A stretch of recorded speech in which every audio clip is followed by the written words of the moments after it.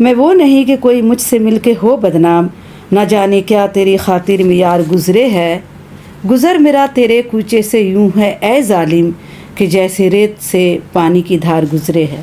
بسم اللہ الرحمن الرحیم۔ السلام علیکم ورحمۃ اللہ وبرکاتہ۔ بچوں خوش رہیں اور اپنا خیال رکھیں۔ آپ کو ہمارے چینل فرسٹ لرننگ پر خیر مقدم استقبال ہے۔ آج ہم لوگ پڑھیں گے مرزا محمد رفیع سودا کی غزل بہار بے سپر جام و یار گزرے ہے، نسیم تیر سی چھاتی کے پار گزرے ہے۔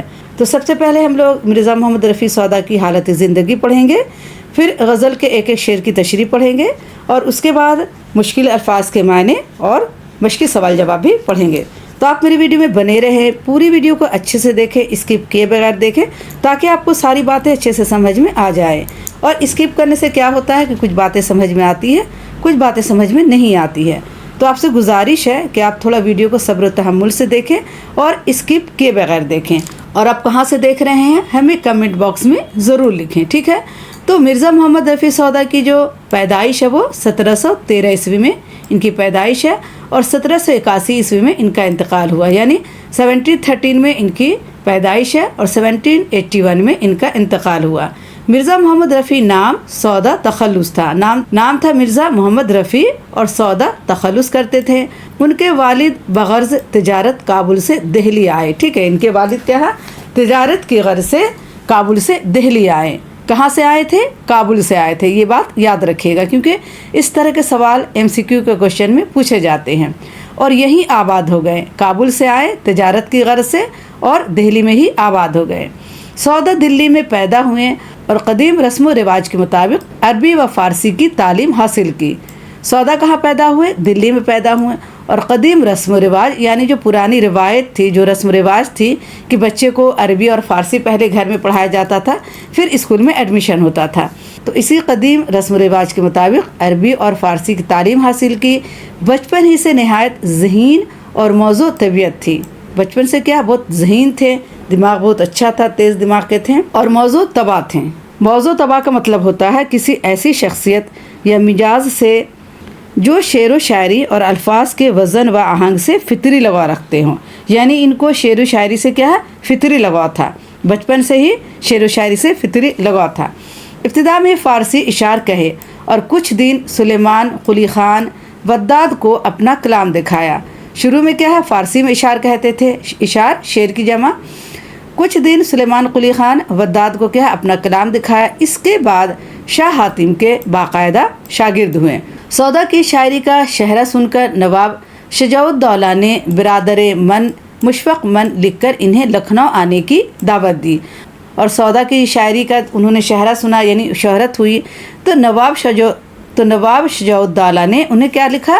برادر من مشفق من لکھ کر انہیں لکھنؤ آنے کی دعوت دی۔ سودا اس وقت تو نہ جا سکے، مگر کچھ عرصے کے بعد حالات نے انہیں دلی چھوڑ کر لکھنؤ جانے پر مجبور کر دیا۔ سودا اس وقت نہیں گئے، لیکن بعد میں حالات کچھ ایسے ہو گئے کہ انہیں دلی چھوڑ کر لکھنؤ جانا پڑا۔ یہاں نواب شجاع الدولہ اور ان کے بیٹے نواب آصف الدولہ کے زمانے میں خاطر خواہ پذیرائی ہوئی اور لکھنؤ ہی میں انتقال ہوا، اور یہاں جب آئیں تو نواب شجاع الدولہ اور ان کے بیٹے نواب آصف الدولہ نے ان کو ہاتھوں ہاتھ لیا، ان کی خاطر خواہ کی، اور لکھنؤ میں ہی ان کا انتقال ہو گیا۔ سودا نے شاعری کے تمام اصناف میں طبع آزمائی کی ہے۔ سودا نے کیا ہے؟ شاعری کے تمام اصناف، اور شاعری کے تمام اصناف کیا کیا ہیں؟ جیسے غزل، نظم، قصیدہ، مرثیہ، مثنوی، یہ شاعری کے اصناف ہیں۔ تو انہوں نے شاعری کے تمام اصناف میں طبع آزمائی کی، یعنی انہوں نے سب کچھ لکھا ہے، قصیدہ بھی لکھا ہے، غزل بھی لکھا ہے، نظم، مرثیہ، مثنوی، مگر قصیدہ گوئی اور ہجو نگاری میں ان کا مرتبہ سب سے بلند ہے۔ انہوں نے سب کچھ لکھا ہے، شاعری کے تمام اصناف میں طبع آزمائی کی ہے، مگر قصیدہ گوئی اور ہجو نگاری میں ان کا مرتبہ سب سے بلند ہے۔ ان کے قصائد اپنے پرشکوہ لب و لہجہ، مضامین کی تازگی، خیال کی بلندی، کلام کی چستی اور بندش کے اعلیٰ نمونے ہیں۔ ان کے قصائد قصیدے کی جمع، اپنے پرشکوہ لب و لہجہ، یعنی جو ان کا لب و لہجہ ہے وہ شکایت والا ہے، شکوہ والا انداز ہے، اور ان کی جو مضامین کی تازگی ہے، خیال کی بلندی ہے، کلام کی چستی اور بندش کے اعلیٰ نمونے ہیں۔ اردو قصیدے کی تاریخ میں کوئی بھی دوسرا شاعر سودا کے مرتبے کو نہیں پہنچا۔ اردو قصیدے کی تاریخ میں کوئی بھی دوسرا شاعر سودا کے مرتبے کو نہیں پہنچا۔ سودا کے بعد قصیدہ نگاری میں دوسرا بڑا نام ذوق کا ہے، اور سودا کے بعد جو دوسرا بڑا نام ہے وہ کس کا ہے؟ ذوق کا ہے۔ سودا مزاجن قصیدے کے شاعر ہیں، وہ مجازن کیا ہے؟ قصیدے کے شاعر ہیں، قصیدہ بہت اچھا لکھتے ہیں، لیکن ان کی غزلیں زبان و بیان کی صفائی اور لہجے کے تیکھے پن کی وجہ سے اپنی خاص پہچان ان کی غزلیں کیا زبان و بیان کی صفائی اور لہجے کے تیکھے پن کی وجہ سے اپنی خاص پہچان رکھتی ہے۔ ٹھیک ہے، تو آئیے اب غزل کے اشعار کی تشریح پڑھتے ہیں۔ تو دوستو، اس موضوع پر آگے بڑھنے سے پہلے میں آپ سے گزارش کروں گی کہ آپ نے اگر ہمارے چینل کو ابھی تک سبسکرائب نہیں کیا ہے تو پلیز پلیز پلیز سبسکرائب کریں، لائک کریں اور اپنے دوستوں کو یہ ویڈیو زیادہ سے زیادہ شیئر کریں، کیونکہ میں بہت محنت سے پڑھاتی ہوں اور میری ویڈیو کی ویوز اور ریچ بہت کم آتی ہے، تو پلیز اپنے دوستوں کو یہ ویڈیو زیادہ سے زیادہ شیئر کریں۔ ٹھیک ہے، مندرجہ ذیل اشعار مرزا محمد رفیع سودا کی غزل سے لیے گئے ہیں۔ اب جب ہم اشعار کی تشریح کرتے ہیں، شعر کی تشریح کرتے ہیں، تو سیاق و سباق میں سب سے پہلے لکھتے ہیں کہ مندرجہ ذیل اشعار مرزا محمد رفیع سودا کی غزل سے لیے گئے ہیں۔ پہلا شعر ہے: بہار بسپر جام و یار گزرے ہے، نسیم تیر سی چھاتی کے پار گزرے ہے۔ بہار یعنی بہار کا زمانہ ہے، ٹھنڈی ہوا چل رہی ہے، موسم بہت خوبصورت ہے۔ بے سپر جام، بے سپر کہتے ہیں ڈھال کو، جیسے ہم تلوار کے لیے ایک ڈھال لیتے ہیں، اسی طرح کہہ رہے ہیں کہ بے سپر جام یعنی کوئی ڈھال نہیں ہے میرے پاس، کوئی جام نہیں ہے یعنی کوئی جام کا پیالہ نہیں ہے۔ و یار یعنی یار بھی نہیں ہے، نہیں تو سپر ہے یعنی کوئی ڈھال ہے، نہ تو کوئی جام ہے، نہیں تو کوئی یار ہے میرے پاس۔ نسیم تیر سی چھاتی کے پار گزرے ہے۔ نسیم یعنی صبح کی ٹھنڈی ہوا۔ ٹھیک ہے، نسیم کہتے ہیں صبح کی ٹھنڈی خوبصورت ہوا کو، تازی ہوا کو۔ تو کہہ رہے کہ نسیم تیر سی چھاتی، یہ جو صبح کی ٹھنڈی ہوا ہے وہ میرے چھاتی میں تیر کی طرح گزر رہی ہے، تیر کی طرح لگ رہی ہے، کیونکہ بہار کا زمانہ ہے اور میرے پاس سپر بھی نہیں ہے، یعنی کوئی ڈھال نہیں ہے، کوئی جام نہیں ہے، کوئی یار نہیں ہے، اور بغیر یار کے یہ جو صبح کی ٹھنڈی ہوا ہے تیر کی طرح میری چھاتی کے پار سے گزر رہی ہے۔ ٹھیک ہے، تشریح پڑھتے ہیں۔ شاعر کہتا ہے کہ یہ بہار کا موسم بغیر محبوب اور جام و مینا کے گزر رہا۔ شاعر کیا کہتا ہے؟ یہ جو بہار کا موسم ہے بغیر محبوب، بغیر جام اور مینا کے گزر رہا، بس یہ سمجھ لو کہ نسیم سحر بجائے فرحت اور تازگی دینے کے چھاتی پر تیر کی طرح لگ رہی ہے۔ بس آپ یہ سمجھ لیجئے کہ یہ جو نسیم سحر ہے، صبح کی ٹھنڈی ہوا ہے، صبح کی خوبصورت ہوا ہے، تو ہمیں تازگی نہیں دے رہی ہے، ہمیں خوشی نہیں دے رہی ہے، بلکہ میری چھاتی سے کیا تیر کی طرح لگ رہی ہے۔ ٹھیک ہے، مراد یہی ہے کہ محبوب کے بغیر کچھ بھی اچھا نہیں لگتا۔ اور کیا مراد ہے؟ اس کا مطلب یہی ہے کہ محبوب کے بغیر کچھ بھی نہیں اچھا لگتا۔ فیض نے بھی اس مضمون کا شعر کہا ہے۔ ٹھیک ہے، نہ گل کھلے ہیں نہ ان سے ملے نہ میں پیے، عجیب رنگ سے اب کے بہار گزری ہے۔ فیض احمد فیض کہتے ہیں کہ نہ پھول کھلے ہیں، نہ اپنے محبوب سے ملے ہیں، نہ میں پی ہے، یعنی نہیں تو جام پیا ہے، نہیں تو شراب پیا ہے، عجیب رنگ سے اب کے بہار گزری ہے۔ دوسرا شعر پڑھتے ہیں: گزر میرا تیرے کوچے میں گو نہیں نہ سہی، میرے خیال میں تو لاکھ بار گزرے ہے۔ گزر میرا گزر کیا ہے؟ تیرے کوچے یعنی گلی میں، تیرے گلی میں نہیں ہوتا، میں تیرے گلی میں نہیں جاتا ہوں، نہیں صحیح، لیکن میرے خیال میں تو لاکھ بار گزرے ہے، میرے خیال میں، میرے سوچ میں، میرے تصور میں تو لاکھوں بار آتی ہے۔ اپنے محبوب سے شاعر مخاطب ہو کر کہہ رہا ہے۔ شاعر کہتا ہے کہ ہمارا تیرے کوچے سے گزرنا نہیں ہوتا، نہ صحیح، مگر ہم تجھے بتا دیں کہ تو ہمارے تصور میں لاکھوں بار آتا ہے۔ تصور یعنی ہمارے خیال میں تو لاکھوں بار آتا ہے، بلکہ حالت یہ ہے دل کے آئینے میں ہے تصویر یار، جب ذرا گردن جھکائی دیکھ لی۔ ٹھیک ہے، تیسرا شعر پڑھتے ہیں: کہے ہے آج تیرے در پر اضطراب نسیم، کہ اس جہاں سے کوئی خاکسار گزرے ہے۔ کہے ہے آج تیرے در یعنی دروازہ۔ ٹھیک ہے، اضطراب نسیم، اضطراب یعنی بے چین، نسیم یعنی صبح کی ٹھنڈی ہوا۔ تو یہ جو اضطراب نسیم ہے، یعنی جو صبح کی ٹھنڈی ہوا ہے، جو بہت بے چین ہے، بہت پریشان ہے، تو کہے آج تیرے در پر یعنی تیرے دروازے پر یہ جو اضطراب نسیم ہے کہ اس جہاں سے کوئی خاکسار گزرے ہے، یعنی اس جہاں سے، اس دنیا سے کوئی خاکسار گزر رہا ہے، کوئی غریب آدمی گزر رہا ہے. خاکسار یعنی خاک کے مانند، خاک یعنی مٹی، یعنی بہت عاجزی انکساری سے کہہ رہا ہے کہ کوئی خاکسار یعنی ایک دم مٹی کی طرح جو آدمی ہے وہ گزر رہا ہے، اس جہاں سے جا رہا ہے. کیونکہ تیرے در پر کیا ہے، جو اضطراب نسیم ہے، جو بہت پریشان ہوا ہے، جو بہت بے چین ہوا ہے، وہ تیرے در پر جا کے کہہ رہی ہے کہ اس جہاں سے کوئی خاکسار گزر رہا ہے. سودا نے اس شعر میں نسیم سحر کی اضطرابی کا سبب اپنی موت کو قرار دیا ہے. سودا کیا کہتے ہیں اس شعر میں کہ نسیم سحر کی اضطرابی یعنی جو صبح کے سحر کی جو اضطرابی ہے، جو بے چینی ہے، وہ اس لیے ہے کہ شاعر کی موت ہو گئی ہے، محبوب کی موت ہو گئی ہے، سبب اپنی موت کو قرار دیا ہے، جس سے اس شعر میں حسن تعلیل کی صنعت پیدا ہو گئی ہے اور شعر کے حسن میں اضافہ ہو گیا ہے. اور اس کی وجہ سے شعر میں کیا ہے، حسن تعلیل کی صنعت پیدا ہو گئی ہے اور شعر کے حسن میں اضافہ ہو گیا ہے. حسن تعلیل کیا ہے، علم بدیع کی ایک مشہور ادبی شعری صنعت ہے، ٹھیک ہے، جس میں کیا ہوتا ہے کہ کسی چیز کی اصلی یا سائنسی وجہ کو نظر انداز کر کے شاعرانہ اور خوبصورت وجہ بیان کیا جاتا ہے، ٹھیک ہے، اور کوئی خوبصورت فرضی وجہ بیان کیا جاتا ہے، اسے حسن تعلیل کہتے ہیں.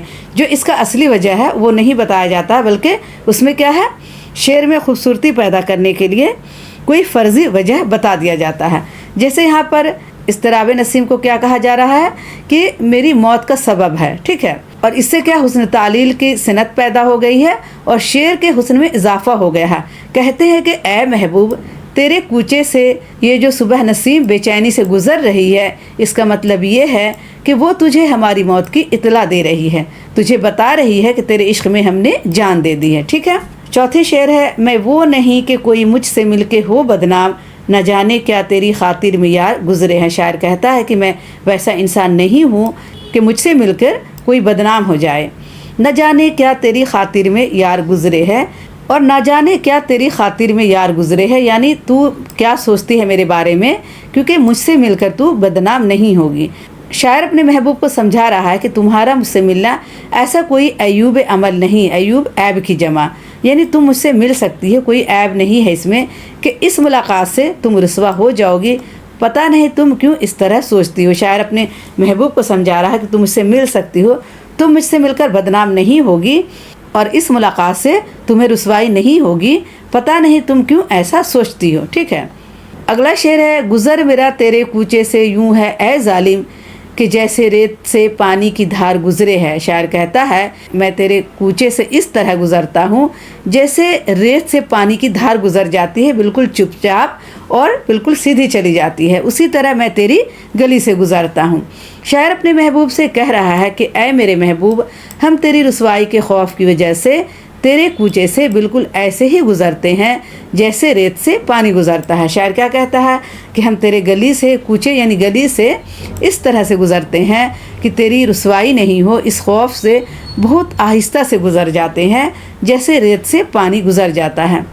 مجھے تو دیکھ کے جوش خروش سودا کا اس ہی فکر میں لیل و نہار گزرے ہے. اور یہ قطع کا شعر ہے، یہ آدمی ہے کہ سر مارتا پھرے ہے بس سنگ کہ موج تند سرے کو حسار گزرے ہے.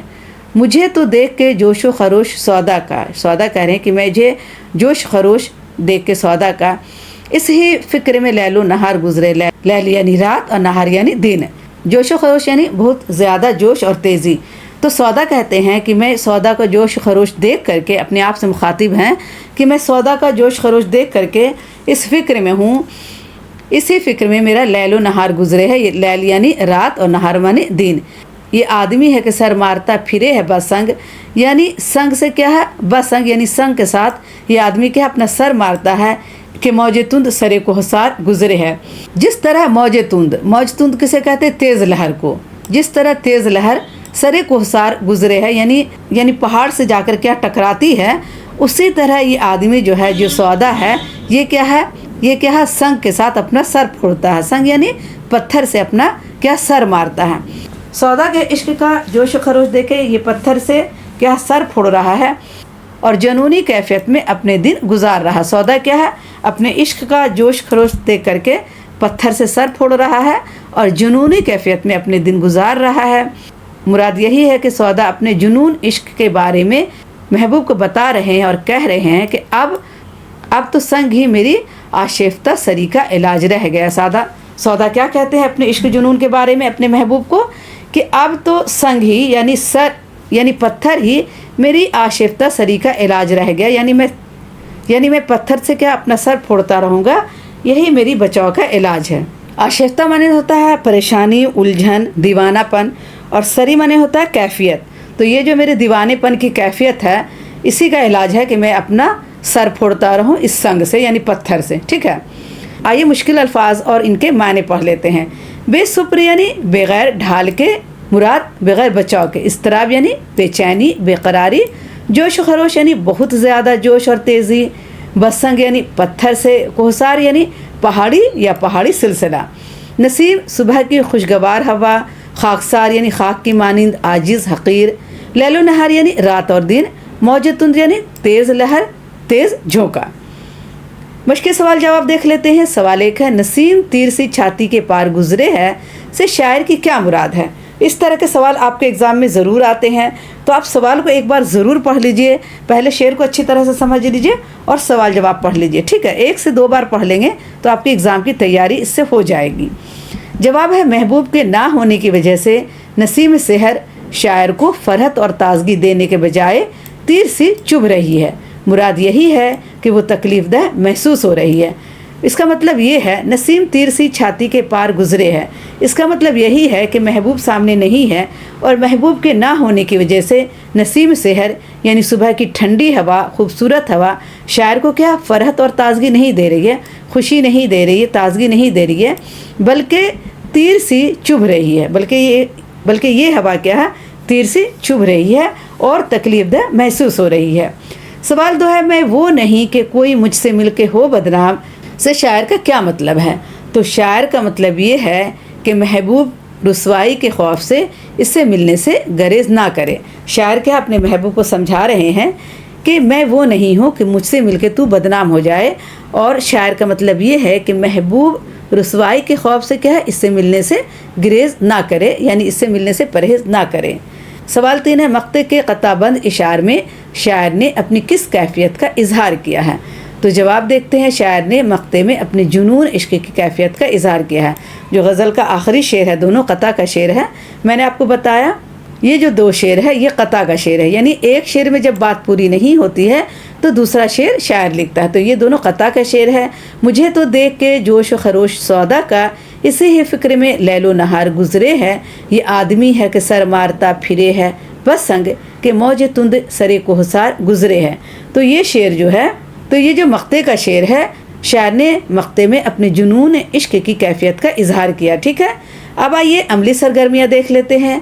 तो बच्चों, इस मौजू पर आगे बढ़ने से पहले मैं आपसे एक बार फिर गुजारिश करूंगी कि आपने यहाँ तक वीडियो देख लिया है, और अगर आपको वीडियो अच्छी लगे तो सब्सक्राइब करें, लाइक करें और अपने दोस्तों की वीडियो ज़्यादा से ज़्यादा शेयर करें। ठीक है, तो अमली सरगर्मियाँ में इस गज़ल के इशार में शायर ने जहाँ जहाँ इजाफत का इस्तेमाल किया है, इनकी निशानदही कीजिए। इजाफत किसे कहते हैं, इजाफत क्या है?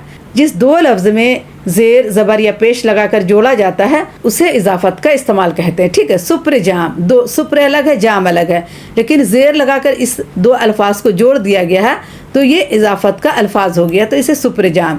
इस्तराब नसीम, इस्तराब अलग है यानी बेचैनी, और नसीम यानी सुबह की ठंडी हवा। ये 2 अल्फाज है, तो 2 अल्फाज को जोड़कर जब एक अल्फाज बना दिया जाता है, ज़ेर ज़बर पेश की मदद से एक अल्फाज बना दिया जाता है तो उसे इजाफत का अल्फाज कहते हैं। ठीक है, तो इस्तराब नसीब 2 अल्फाज है, यानी यहाँ ज़ेर जोड़कर इसे इस्तराब नसीम बनाया गया है। मौज तुंद 2 अल्फाज है, सरे कोहसार 2 अल्फाज है, इसको ज़ेर से जोड़कर एक अल्फाज बना दिया गया है, तो इसे इजाफत का अल्फाज कहेंगे। ठीक है, ये जो आपका सवाल है ये आपके एग्ज़ाम में ज़रूर पूछे जाते हैं, तो आप इसको ध्यान से पढ़िए। ठीक है, इस गज़ल के काफ़ियों की फहरिस्त बनाइए। गज़ल में कौन कौन सा काफ़िया इस्तेमाल हुआ है गज़ल के हर शेर के दूसरे बंद में। ठीक है, गज़ल के हर शेर के दूसरे बंद में जो एक तरह के अल्फाज आते हैं तो उसे काफ़िया कहते हैं। जैसे यार, पार सब मिलते जुलते अल्फाज है। बार, खाकसार, यार, दार, नहार, कोहसार, ये सब काफ़िए के अल्फाज हैं। तो इस गज़ल में यार, पार, बार, खाकसार, यार, दार, नहार, कोहसार के काफ़िए इस्तेमाल हुए हैं। ठीक है, दिगर सवालात में आपसे पूछा जा रहा है कि क़ता किसे कहते हैं। ठीक है, تو جب شاعر غزل کے کسی شعر کے 2 مصروں میں اپنی بات مکمل کرنے سے قاصر رہتا ہے تو وہ اسے 4 یا اس سے زیادہ مصروں میں پھیلا کر بیان کرتا ہے۔ آپ نے قطع کا شعر پڑھا تو قطع کے 2 مصرے میں اگر بات پوری نہیں ہوتی ہے تو 2 مصرع شاعر اور بڑھا کے کہہ دیتا ہے تو اسے قطع کا شعر کہتے ہیں۔ جب شاعر کیا ہے غزل کے کسی شعر کے 2 مصروں میں اپنی بات مکمل نہیں کرتا ہے، مکمل کرنے سے قاصر رہتا ہے تو وہ اسے 4 یا اس سے زیادہ مصروں میں پھیلا کر بیان کرتا ہے، ایسے اشعار کو قطع کہتے ہیں۔ ٹھیک ہے، سودا کے آخری 2 مصرے قطع بند ہیں، قطع میں کم سے کم 4 مصرے ضروری ہیں۔ قطع میں کیا ہے کم سے کم 4 مصرے ضروری ہیں، ان کی تعداد 4 سے زیادہ بھی ہو سکتی ہے۔ تو آپ سمجھ گئے کہ جب شاعر 2 مصروں میں اپنی بات مکمل نہیں کر سکتا ہے تو اسے پھیلا کر 4 یا 6 مصرے میں کہتا ہے تو اسے قطع کا شعر کہتے ہیں، اور قطع کے شعر میں کم سے کم 4 مصرے ضروری ہیں اور ان کی تعداد زیادہ بھی ہو سکتی ہے۔ اردو کے 1-2 مشہور قطع گو شاعر کے نام بتائیے۔ تو قطع گو شاعر کون ہے؟ اختر انصاری ہیں۔ تو اختر انصاری نے بہت سے 2 قطعات لکھے ہیں، غالب کا ایک قطع ہے۔ ٹھیک ہے، غالب کا قطع میں آپ کو پڑھ کر سنا دیتی ہوں۔ اے تازہ واردان ہوائے نشاط دل، یہ غالب کا ہے، اے تازہ واردان ہوائے نشاط دل، اور دوسرا میر کا قطع ہے، کیا بود و باش پوچھو ہو پورب کے ساکنوں۔ تو یہ دونوں قطع تھا۔ ٹھیک ہے، آپ اس کا پورا شعر پڑھ سکتے ہیں۔ تو بچوں آج کے لیے اتنا ہی کافی ہے، انشاءاللہ اگلی ویڈیو میں پھر ملاقات کروں گی۔ آپ سے ایک بار پھر گزارش ہے کہ آپ نے میرے چینل کو ابھی تک سبسکرائب نہیں کیا ہے تو پلیز سبسکرائب کریں، لائک کریں اور اپنے دوستوں کو یہ ویڈیو زیادہ سے زیادہ شیئر کریں۔ اللہ حافظ۔